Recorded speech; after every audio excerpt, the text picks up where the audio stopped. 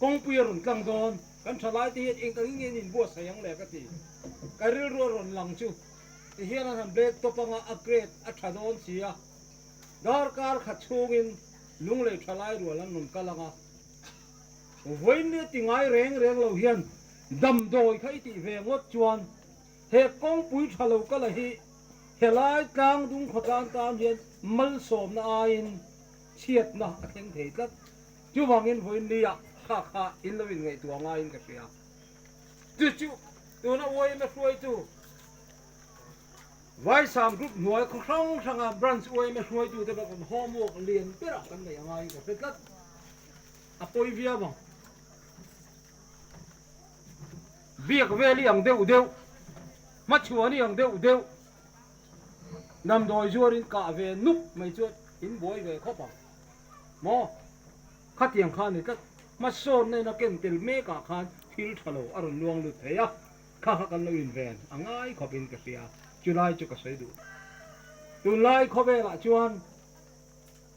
cắn in tí trong càng à thì lại bộ cái sấy trên khó bùi à kian các giờ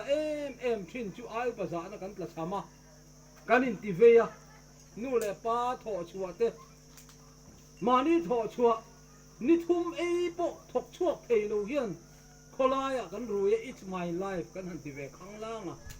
à giả thà sap rama chuan it's my life tí trong cầm mong ngắm te chú billionaires millionaires ăn thì po ăn chung te nên ăn vừa le van thì po khan hun san pa này undertaker po ruồi thầy eng kim này thầy khan tu te na mo an mani nu na an ju criticize don khan chu mi low against nan ju it's my life and the tree mo ni khata cheng zanga po lo lei thei lo mi pon an chor du mang lo khan zur anan ina an ruya it's my life an don ti pheve thak sa khan aza thak lu tu mo khatiam tur khan ni lo chú vàng chuan ai pa kan zang nu le pa kan senior teng teng zong em tikla chú vàng chuan an position kha kan khiat thiam ai pa te nu le pa te kan za thiam apoi mo ani chu nam moi na po ani ya mani chung kwa po changkan na kong khat ani ti ka kan sei le ani te chuan adop le ka sei du chu te te hian kan ngai tu ra kan se na ngai chứ con ngày tuần ốm rừng xe là trái cái gì à,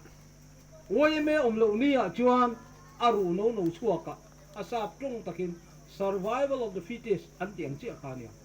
mi hậu sa anh lian nga, kan ti bol tiếng, câu khăn lian na piang khan, nua man sa nga, câu khăn tê đâu chứ tiếng in political party à po, nè nó chẳng câu sarkar nó chẳng piang anh in hai vu nga, opposition nó piang anh che nga thì khan na kalanga chú ni tu na chen uai me oma wang hian hei keite lul in ma vena lo ding po hi eng ma kan ni lo ni ma sela uai me sap headquarters nang ma ni wanga in ai o president na lung le ka oma wang hian mi tam tak politician tam tak ten mo kan mit bu a lo kan lo in ve kat awang khan an ti chak ngoi ti mấy bọn tôi tỷ lụ hề hiện này trước này